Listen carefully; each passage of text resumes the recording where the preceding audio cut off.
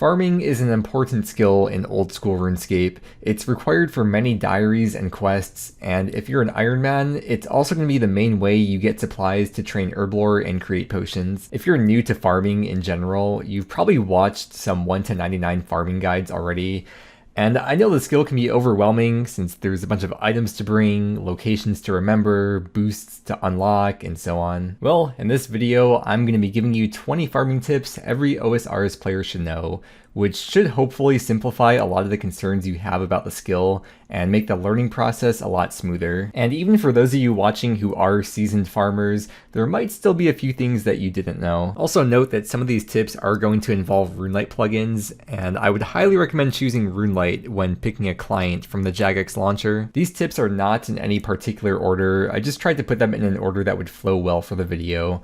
And with that said, let's begin. For the first tip of the video, you're going to want to have the ground markers plugin turned on. With this plugin, you can shift right click to mark a tile on the ground. And from there, you can shift right click again to change the color of the tiles, or you can label the tile with whatever you want. And what you could do with this feature is mark down the next patch that you're going to go to. So say for example, in your run, the next patch that you would go to is the Falador farm patch. You could label it as Falador.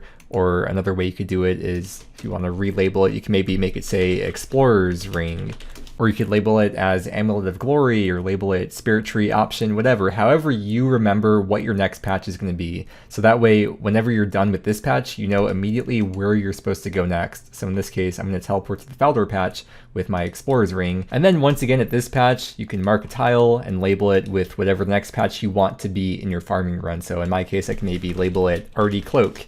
And that way, when I'm done with this patch, doing my herb run or flower or allotment, whatever I do here, I can very easily see and remember that my next patch is going to be the Arty Cloak teleport to the next farm patch. Once again, mark the tile, label it with whatever I want, and so on for the whole farm run. It doesn't matter what order you go to your farm patches, so feel free to make up whatever order feels right for you. And I find it a bit easier to do it this way, having the tiles marked right in front of you, than to have a list on a Google Doc or in the RuneLite notes. So this way you don't have to pull it up for every single run that you do, and you don't have to keep looking back and forth to remember where you are in your list. The only thing you're going to have to remember or write down is what's your first patch that you're going to start off all your runs with. Tip number 2 is going to be using the time tracking plugin, and when I turn this on, you can see it opens up a little new thing in the sidebar here. And this is trackers for all the patches in the game. This will tell you if your patch is done, if you use compost on it, if it's being protected by a farmer, if it's dead. Keep in mind, it won't know if the patch is dead or diseased unless you've actually run by the patch in game.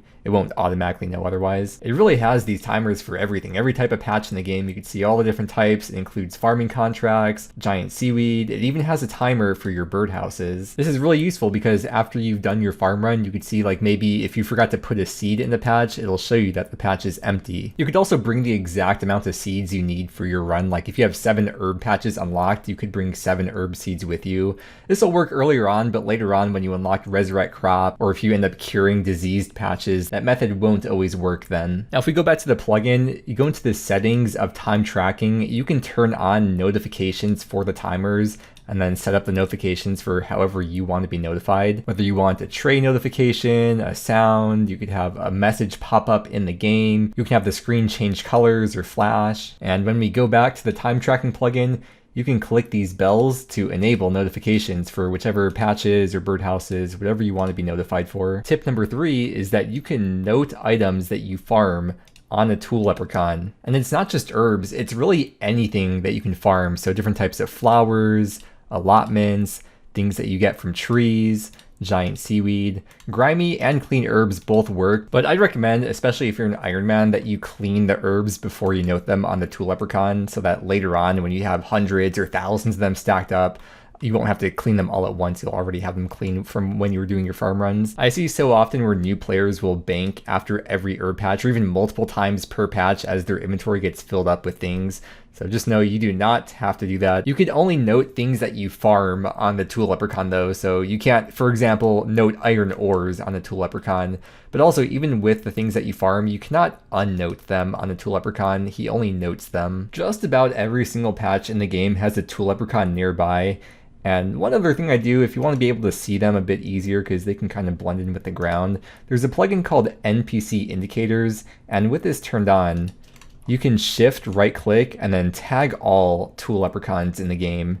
And from here, there's a lot of different settings you can mess around with, the color, style, and so on, but this makes them a little bit easier to see. The next tip is for getting tools and supplies for farming. Nearly every patch, maybe even every patch, has a farmer that you can pay for protection.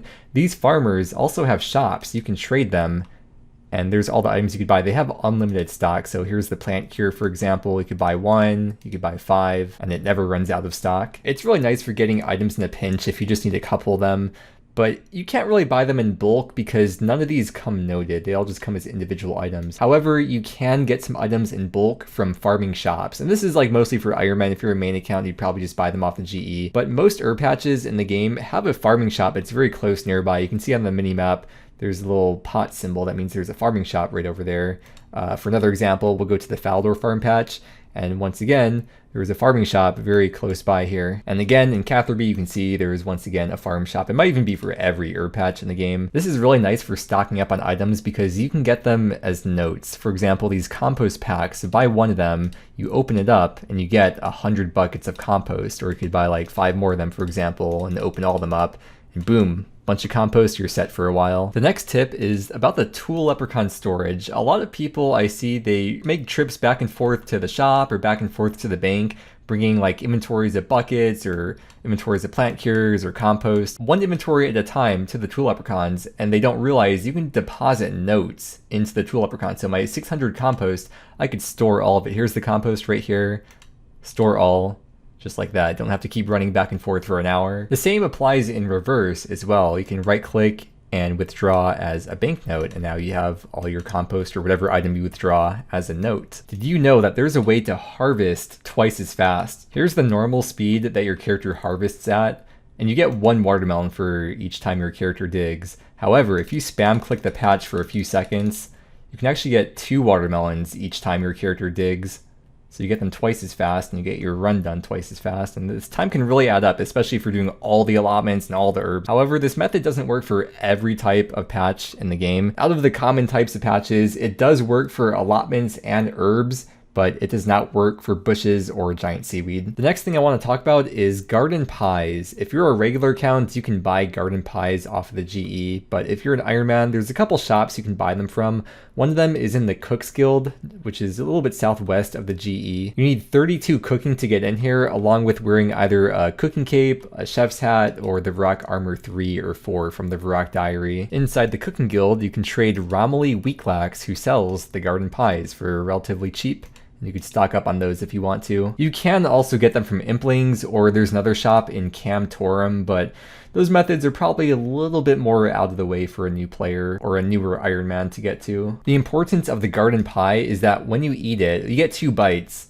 So when you eat it, you get a guaranteed +3 farming boost. And with the farming boost, you'll be able to plant things up to 3 levels higher than your normal level that you wouldn't normally be able to plant. And this is especially useful for certain things. For example, being able to plant spirit trees earlier than you normally could. You can also use it to get into higher tiers of the farming guild, so you could boost for 65 or 85 and enter this section of the farming guild, and even if you lose your boost, you will not be kicked out if it goes below the requirement. You are able to boost to accept higher tiers of farming contracts from Jane.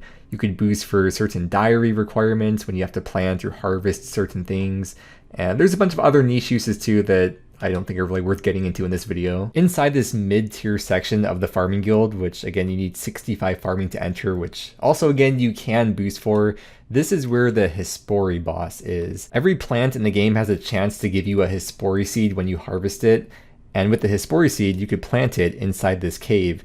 It is always guaranteed to grow, it will never die, you can't use any kind of compost on it, it will always successfully grow. As you can see, mine is not fully grown at the moment though. It takes 32 hours for it to fully grow, and when it is fully grown, there's a little flower outside. Right now, because mine's not grown, it's closed, but when it is fully grown, this flower will open up. So you could just use the time tracking plugin on RuneLite, but if you happen to be in the farming guild and you see this is open, then you know it's time to do your Hespori fight. There's quite a few ways to get to the farming guild. If you're a newer player, your best bet is probably going to be the fairy ring code CIR or you can use on the Arceus spellbook, the Battlefront teleport, which is only level 23 magic requirement.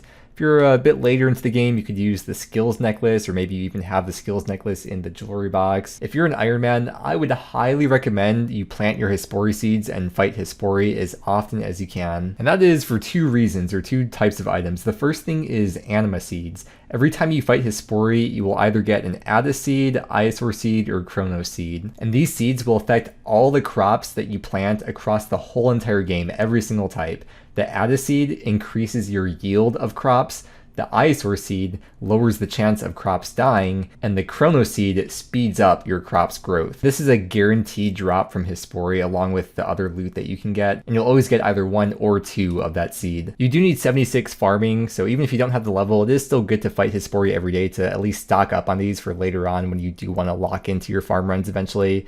And where you plant these is right here next to Hespori. When you plant one of these seeds, you do not need to compost it. It is always guaranteed to be successfully grown. You just plant the seed in the patch and it will be here for 3.5 days before it eventually dies. And during those about 3.5 days while it's active and alive, you will be getting that effect across everywhere in the game. I do want to mention this because we're in the farming guild anyways, kind of a bonus tip, is that there's a thing here called the seed vault. As long as you have access to the farming guild, you have access to the seed vault. There's no additional thing you have to do to be able to access this.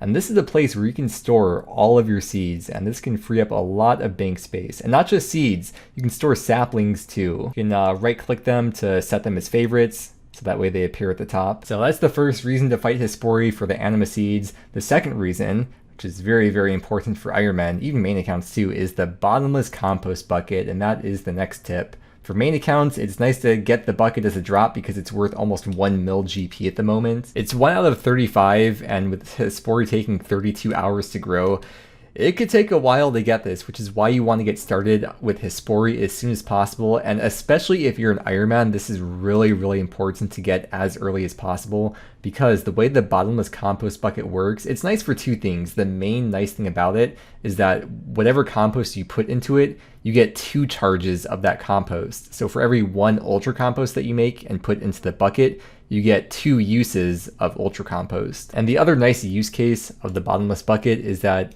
it frees up inventory space when you're doing your herb runs. You don't have to like grab out 7 compost or 10 compost with you at a time for each of the patches that you go to, or have to keep going back and forth to the tool leprechaun to grab out another compost for every patch that you go to. You just have 1 inventory slot taken up for all the compost that you're going to need for the run. Something I've seen a lot of people not know is that you can use the bottomless bucket directly on the compost bin. I see some people take compost out of the bin into buckets, then use the buckets on their bottomless bucket, but you do not have to do that. You just take or use the bucket directly on the compost bin and it will fill it directly into here. And if we take a look at the charges, just to show you, I'm at 93.65.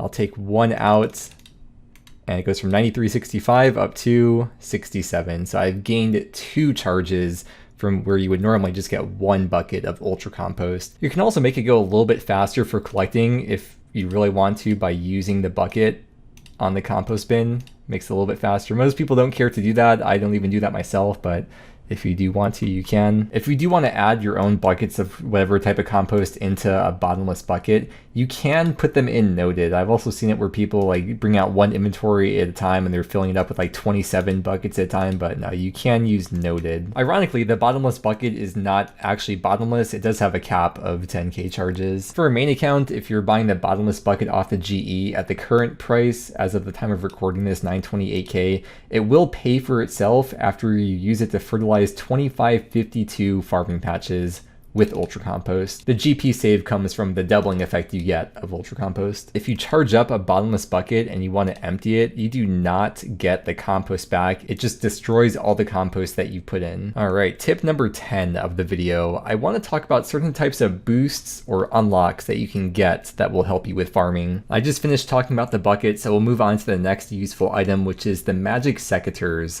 These you get from completing the Fairy Tale Part 1 quest, And when you have these either equipped or in your inventory, either or, you get a 10% increase to your crop yield. Here's a list on the left of the types of patches it does work for, and on the right, the types of patches that it will not give you the extra yield for. The quest requirements are pretty low, and you have to do it anyways to unlock fairy rings, which most people try to do as early as possible. So because of that, the magic secateurs will probably be the first farming boosting item that you get on your account.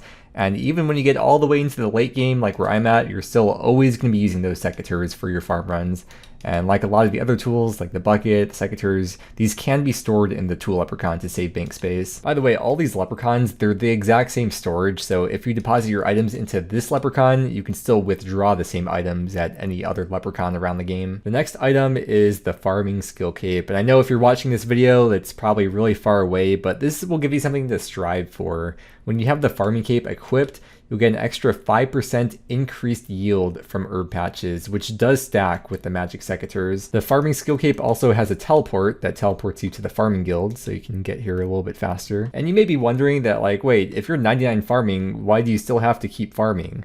Well, if you're a normal account, you might want to do herb runs to make more GP, and you'll make 5% more GP because you'll be getting the 5% increased boost with the farming cape. Or if you're an Iron Man account, then you're always going to need more potions for bossing and Slayer and other types of PVM, and this way you'll be getting 5% more herbs that you can make into potions. And as an Iron Man, just because you're 99 farming doesn't mean you're 99 herblore yet. In fact, you're usually not going to be 99 herblore by the time you get 99 farming, so this could help you get to that 99 herblore goal or whatever herblore goal you have faster. The next item or items are the farmer's outfit. There's 4 pieces to the farmer's outfit, and you get it from the Tithe farm minigame. It costs 400 Tithe farm points, which according to the wiki, that would take, for an average player, you get 76 points per hour. It'd be about 5.5 hours to get this outfit. And the perk of wearing the outfit is that it gives you a 2.5% farming XP boost. Now the question is it worth doing like 5.5 hours of Tithe farm just for a 2.5% XP boost? How much XP will that actually save you on the way to 99? Let's say you don't even get the outfit until you already have 1 mil XP in farming, which would be around level 73. That means you still have 12 million XP to go until level 99. So you get the outfit, you still have 12 mil XP to go, you're getting 2.5% XP boost. Gaining 12 mil XP with 2.5% XP boost would give you 300k extra farming XP. So you could take that for what it is. For some people, maybe it sounds like a lot. For other people, maybe it doesn't sound like a lot. But you gotta keep in mind as well that when you're doing the Tithe farm minigame, you're still gaining farming XP from doing the minigame. You're probably getting like 50 to 100k XP per hour depending on what your level is already and the method that you're doing. So it's not like doing the minigame itself is a waste of time. If you wanted one more reason to push you over the edge for going for the farmer's outfit, all 4 pieces are collection log slots, and that means number go up. And when it comes down to it, that's really the reason we all play, right? There are some disease-free patches where the crop will never die in that patch, such as from My Arm's Big Adventure, the Troll Stronghold herb patch, it will never die.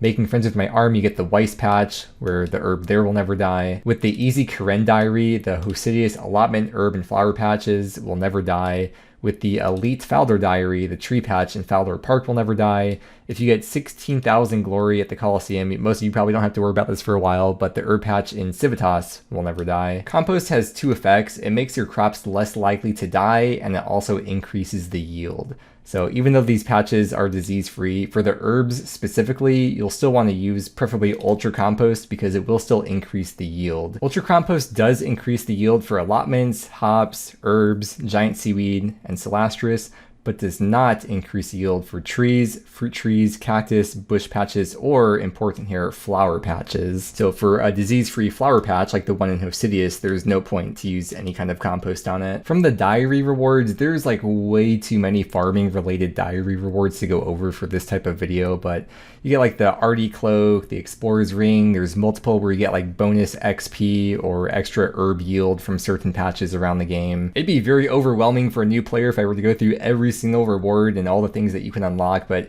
in general, it's very good to do your diaries, especially for newer players. It gives you goals to work towards and unlocks that make the game feel faster. And I'd say if you're ever lost on what to do in the game as a new player, you can go for all the easy diaries. Then when you get through those, go for the medium diaries, then hards, and so on. Moving on from the boosting stuff, this is somewhat related. This is unlocking the auto weed perk from Tithe Farm. Tithe Farm is on Zaya, it is in Hosidius, as you can see on the map here. There's also a minigame teleport that you can use to teleport to Tithe Farm. If you go to this tab, Tithe Farm, then teleport, it will teleport you right here. Although to use the teleport, you do have to have entered the Tithe Farm minigame once before. Fairy Ring code AKR is also a fast way to get here. Unlocking Autoweed is not on the collection log, but it is still a permanent unlock type of thing that you can toggle on or off. It costs 50 Tithe Farm points. Yeah, it doesn't say it here, but it costs 50 points to unlock it. And like I showed before on the wiki was saying that an average player would be getting 76 points per hour. So even if you're brand new and learning Tithe Farm as you go, getting 50 points should not take you any more than an hour. And this makes it so that once you rake weeds, they will never grow back, which means you can remove the rake from your setup, one less item to worry about. And you'll also never have to worry about weeds growing the same tick that you finish harvesting your crop, which can be annoying. I'm sure a lot of you have experienced that. Next on the list, we have Barbarian Farming, which is relatively new. It was added into the game on February 14th, 2024 as part of the Barbarian training. And if we go into the mini quest list, Barbarian training, you can right click and open wiki guide. And this will open up the wiki page for it. On the wiki, you'll see the Barbarian training. From here, we can go to farming. And there's two sections here related to farming. There's barehanded planting and pot smashing. You can see the requirements. For the barehanded planting, there's really no requirements, just some items. And then for the pot smashing, all you need is 15 farming and a couple items. When you complete the barehanded planting section, you will no longer ever need a seed dipper. You'll just dig into the ground with your hands to plant the seed. So that will remove an item from your farming setup. And the other one is pot smashing. When you complete that one, you can toggle to automatically destroy plant pots when you plant trees. It'll save you from always having to drop the empty pots when you're done. When you've completed the Barbarian Farming, you can go to this tab, go to All Settings, type Farm, and from here you can toggle on or off if you want the empty plant pots to be destroyed. But as you can see, no seed dipper in my inventory. I'm just gonna barehand put the seed in the ground. For number 13, we're going to keep it nice and basic here. A lot of the time I'll see people chopping trees down, and sometimes people want to purposely chop the trees because they want to get some logs, they want some woodcutting XP, or they don't want competition with other people. But I think some of those people don't know that you don't have to stand around chopping your tree and wait for it to deplete into a stump and then dig the stump up. You can instead pay the farmer next to any tree patch 200 GP to chop it down for you. This is going to be one of the more important tips in the video. I think for newer players or people getting into farming for the first time, it's very intimidating because there's so many items that you need. You have to make sure you have all these items with you and equipped. Let me show you how I gear up for my farm runs so that I don't forget any items and so that I do it quickly. You can see right now I have nothing equipped, nothing in my inventory. If you want, you can count how many seconds this takes me to gear up starting from nothing.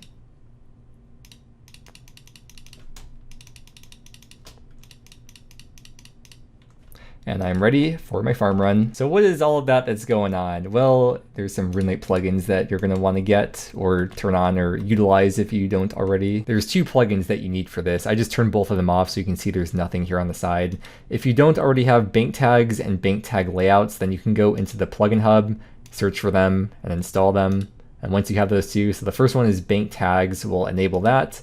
And when I do, you can see the bank tags that I've already created will be here on the side. The things that you do with these tabs on the side, this does not affect the order of items in your bank. This is just RuneLite showing you the items that you want to be filtered out in these separate tabs that you make. You're gonna go up to the top left, do new tag tab, call it whatever you want. We'll say farm run, for example.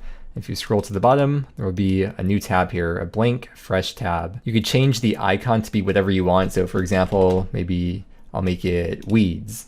Whatever is easiest for you to remember what that tab is. Then you can search through your bank and start dragging all the items that you know that you need for your farm runs into the new tab or tag that you just created. So I'm going to drag all these items into here, maybe seeds, and now we'll take a look at it and you can see here they all are. It's not exactly organized and you can't drag them around wherever you want to, and that is where the other plugin, Bank Tag Layouts, comes in. I'm going to turn that one on. You're going to want to make sure that this first one, enable layout by default, is selected. And now you can drag these items around however you want them to be placed. Whatever type of organization method works for you. We'll just go to the layout that I've already had created from before. You can see I have my equipable items, I have things I keep in my inventory for my herb runs, I have different types of tree runs, I have my watermelon / compost making over here. There's no right or wrong answer, as long as you know where everything is. It's kind of true with real life too, like, yeah, your room may be a mess, but you know where everything is, right?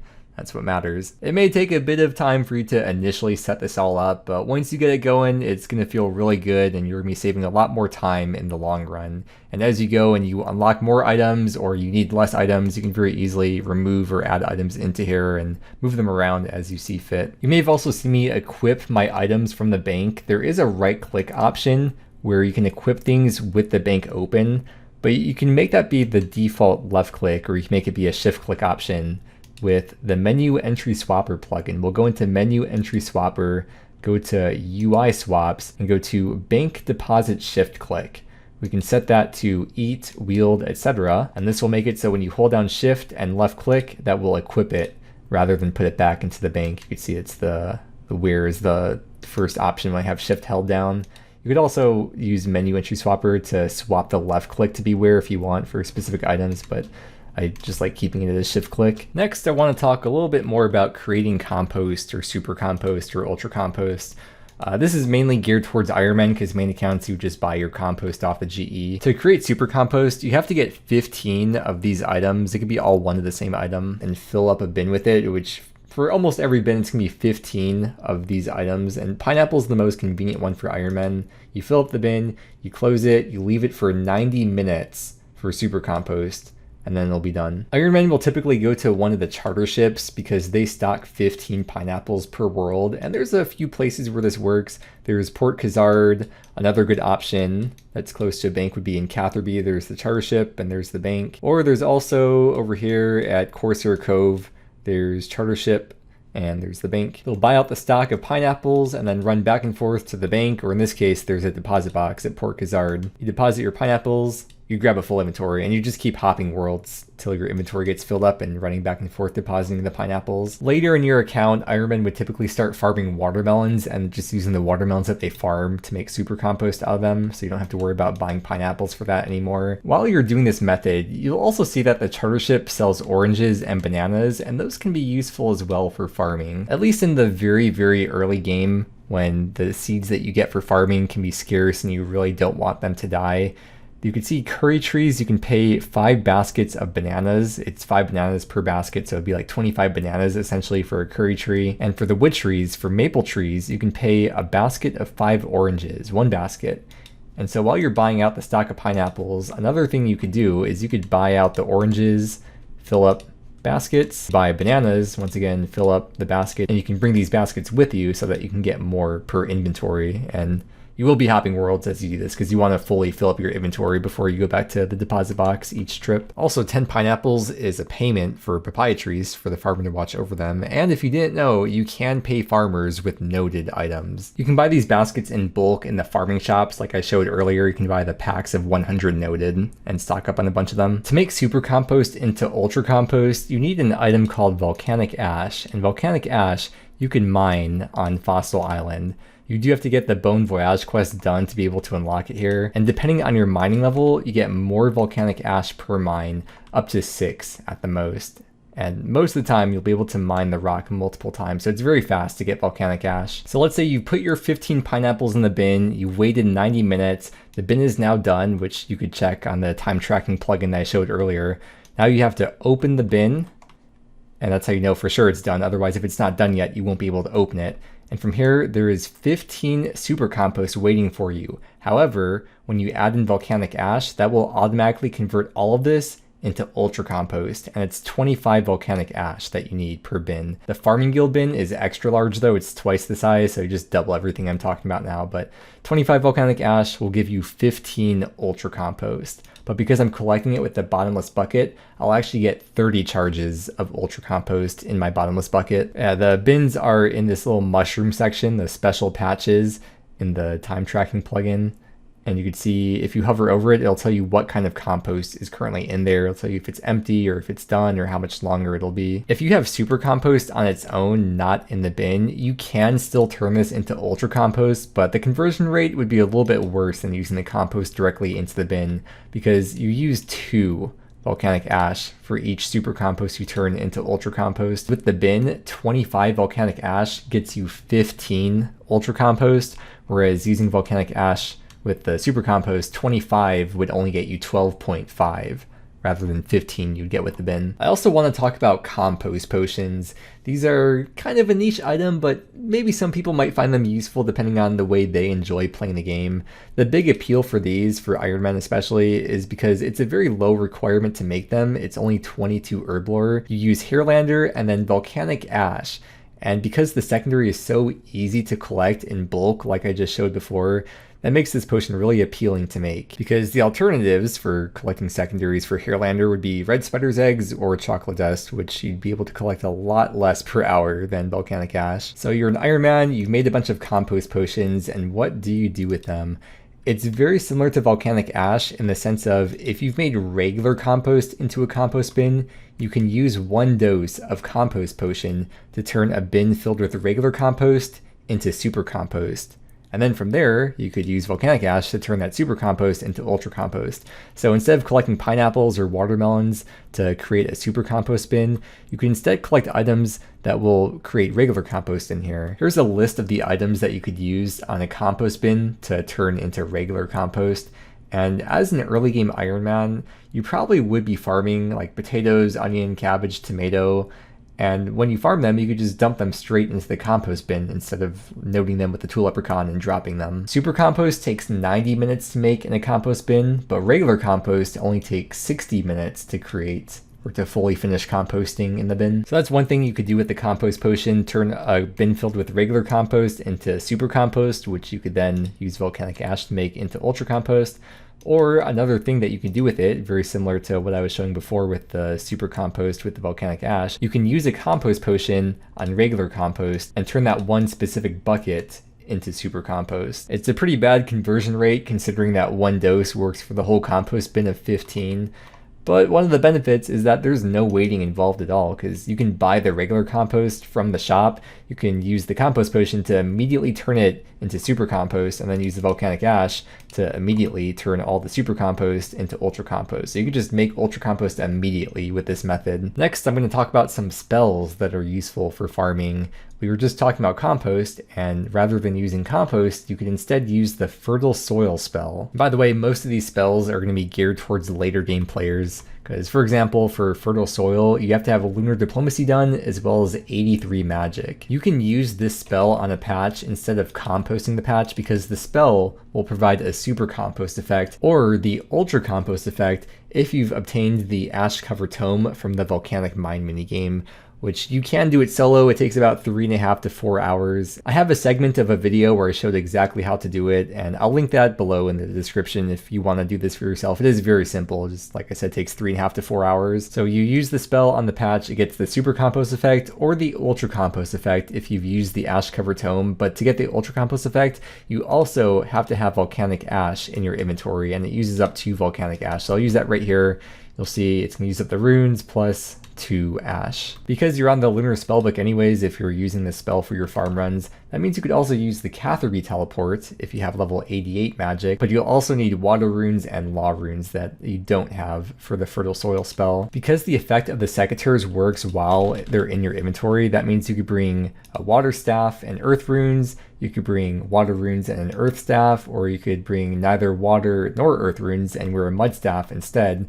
And you don't have to worry about equipping the secateurs every time you harvest your herbs because you'll get the effect while it's in your inventory. You can keep this staff equipped and you can teleport to Catherby this way, and also have the runes for fertile soil. Another spell with a lower requirement is the cure plant spell. Rather than having to use plant cure or worry about buying it from a farmer or the shop, you can just use the spell on the patch that gets diseased and maybe save you a little bit of time. This is not diseased, but that's what you would do if it was diseased. I have the upgraded rune pouch, so it has 4 slots, but just the regular rune pouch has 3 slots, and you could set up different loadouts that you want.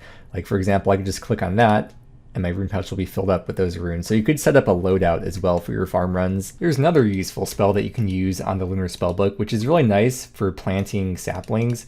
So I'm going to make a bunch of calquats right here. And normally what you would do is you'd use a watering can or your Kohler's can and fill them up one by one.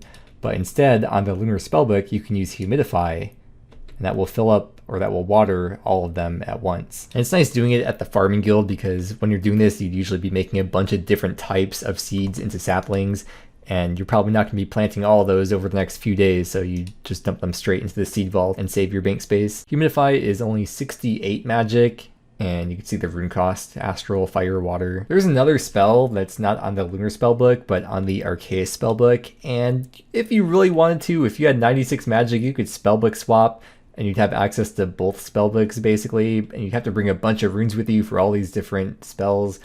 I don't even use lunars. When I do my farm runs personally, I stay on the Arceus spellbook for this spell. This is the Resurrect crop spell, which requires 78 magic. If one of your crops dies, you can use this spell on it, and there's a chance that it will bring it back to life. It's not guaranteed. It scales based on your magic level. With level 78 magic, the bare minimum requirement, it's a 50% chance, whereas with 99 magic, it's a 75% chance. But you can boost up your magic level. That will increase the chance. Use a magic potion or imbued heart, and that would increase the chance. However, if you're already 99, boosting beyond 99 will not increase that chance beyond 75%. It is very expensive to cast though, depending on if you're using an earth staff or bryophytus staff. I mean, just the runes themselves, all of them add up to about 6.7k GP. If you are worried about GP, then you'd really only want to use this spell on seeds or saplings that are worth more than 6.7k as of the time of recording this.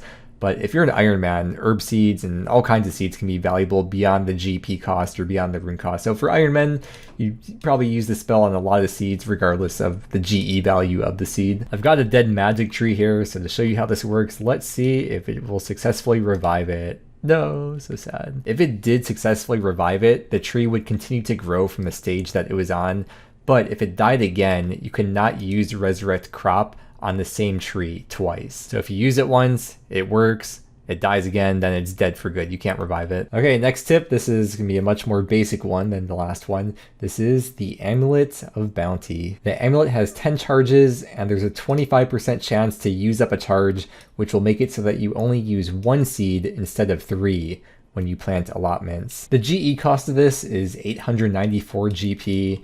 And for Iron Man, it's very, very low requirements to make. I mean, the level 1 enchant spell is level 7 magic. You need 40 mining to mine gem rocks to get the uncut opals, and then it's 27 crafting to make the unstrung opal amulets. And there's really only one worthwhile use case for the Amulet of Bounty, and by the time you get to that use case in the game, you will more than have the requirements to make these as an Iron Man.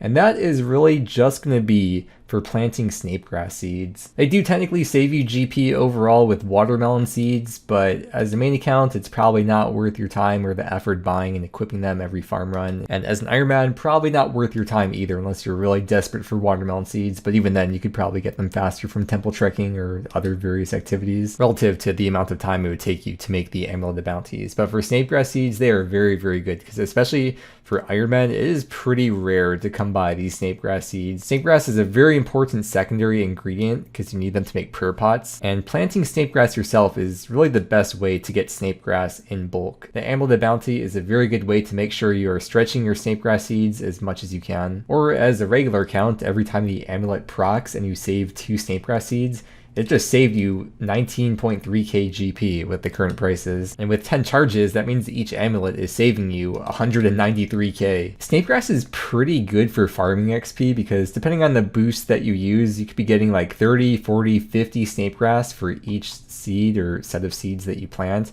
And if you get like, say, 30 snapegrass, you get 2.4k XP. If you get like 40, there's 3.2k. If you get 50, it's over 4k XP. All right, number 19. We're almost at the end. This is the calculators page on the wiki, and there's calculators for different skills. We, of course, are going to go down to the farming calculators. There's 2 calculators I want to show you, the herbs and the trees. Let's start with the herbs. This calculator is to determine what your expected yield will be from herb runs and show you the profit or loss you would expect from planting different types of herbs. So you can enter in your username here or enter your farming level yourself, enter the number of herb patches, if you have these specific disease-free patches unlocked, the type of compost you're using, if you're using an Addis seed, an ISR seed, none of them, which of the Candor and Diary bonuses you have, if you have any of these other bonuses or boosting items, if you're going to be selling them as Grimies, Clean, or Unfinished Potions, if you're using the Resurrect Crop spell, and what your magic level is if you are using the Resurrect Crop spell. With all that in mind, I have pretty much like max stuff unlocked. This is what my results would be. I would expect per run, because I have 10 patches, about 96, 97 herbs per run, so it's like 9.6 herbs per patch is what I get with all my unlocks. You can see the GP per XP profit. This is of course going by main account GE values. For an Iron Man, you don't really need to know the GP. For a lot of people, the main thing you'd care about is the profit per run, but some people may also care about the XP per run. So for example, the Snapdragons, you'd expect 447k profit, but 10k XP.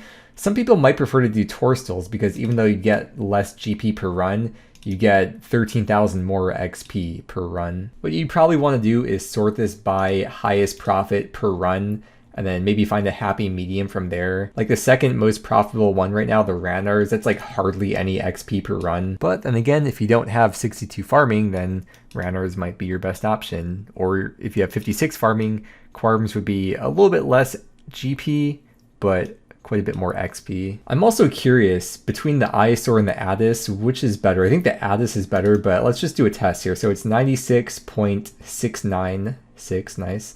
We'll switch it to Addis and then run the results again. So it goes from 90, yeah, it's better, wow. Yeah, almost 2 more herbs expected per run using the Addis instead of ISOR. Now if I used neither of those, I would only be getting 95.6, like that's not much of a difference, 95.6 herbs per run. Could be fun to mess around with the variables and see how that affects your yield, and maybe even open up a couple tabs and compare them side by side with different effects and whatnot on here. Here's the tree calculator, and the main thing this is going to be nice for is determining the GP per XP to see, is it worthwhile to plant this type of tree? Like, do you want to spend X amount of GP? Like, for example, if you have to get 10 million more farming XP, then this yew tree, for example, if you want to plant yew trees all the way to 99 farming, you need 10 mil XP, and you're paying for them, for the payment to watch over them, then you're spending 6 GP per XP, which would be 60 mil GP to get 10 mil XP. The wood trees are pretty much always going to be more expensive than fruit trees because fruit tree runs you could only do once per day, whereas the wood trees, they grow faster. You could usually do like 2, maybe even 3 wood tree runs per day. So like for yews, you're going to be spending 6 GP per XP if you're paying the farmer to watch over it, versus with fruit trees, I mean, you could do papayas and even profit a bit because of the fruits you collect off the papaya tree. Like with the palm trees, you get 10k XP and it's just 3.6 GP per XP, whereas the yew trees are 6 GP per XP and you're only getting 7k XP from them. So it's less XP, but it's because they grow faster. You can look at the per hour here. It's like 1,000 XP or 1,100 XP per hour, whereas looking at the palm tree, comes out to 650 XP per hour. This is going by the time it takes for that tree to fully grow. But it's also going by the assumption that you will not be missing any farming cycles and that you will always be there to harvest and plant the next tree as soon as it's finished growing, which is just completely unrealistic. At the end of the day though, for the majority of people, you are going to be planting fruit trees. It's just whether or not you want to add in these wood trees to your runs as well. By default, I just say like always plant papaya trees. If you have a little bit of GP to spend, then you could bump it up to palm trees and add in wood trees as well. Then you have some special kinds of trees too. You have the hardwood trees. I mean, you don't even have to pay for them. These seeds are practically free, so you may as well plant the mahogany seeds. If it dies, it dies. You may as well ultra compost it too. It's not gonna be that expensive, and you get 15k XP from the mahogany, so you're gonna add those in. Calquats, basically free as well. Then once you get up to 90 farming, redwood trees, only like 1 GP or 1.3 GP per XP. And then for the final tip of the video, this is going to be related to the farming cape again, so not immediately relevant to all of you, but it's a goal that you can have, and goals are very important in the game to keep you motivated and give you something to strive for. There's another hidden use that the farming cape is really good for, which is that it's a close teleport to a bank. Now a lot of people know the crafting cape as being a nice teleport to a bank because it's closer than the farming guild. With the bank chest being right here, but the farming cape, it's a little bit further away from a bank, but if you don't have the crafting cape, it's probably close to the next best thing, or the next realistic best thing that you would have for your account. And there's another hidden use, besides just being a budget crafting cape, it's also like a budget construction cape, the perk of the construction cape being that you can teleport to your house. And if you have a spirit tree planted in the farming guild, and if you have a spirit tree in your house, then you could teleport to your house from the farming guild. So the farming cape gives you a close teleport to a bank and close access to your POH, which can be really nice if you're not on the regular spellbook. You could be on Lunars or Arceus for your farm runs and still be able to get back to your POH. In the video description, I'll put a bunch of useful links like those wiki calculators, the volcanic mine guide, and whatever other things I think of. I really hope this video helped you out and that you learned at least one new thing. Or if nothing else, I hope I was able to keep you entertained for a little while. And hey, if you're new to OSRS, you may like my Slayer tips video or my RuneLite AFK plugins video, and you can click one of those cards on screen to watch. With that said, thank you so much for watching, and have a great day.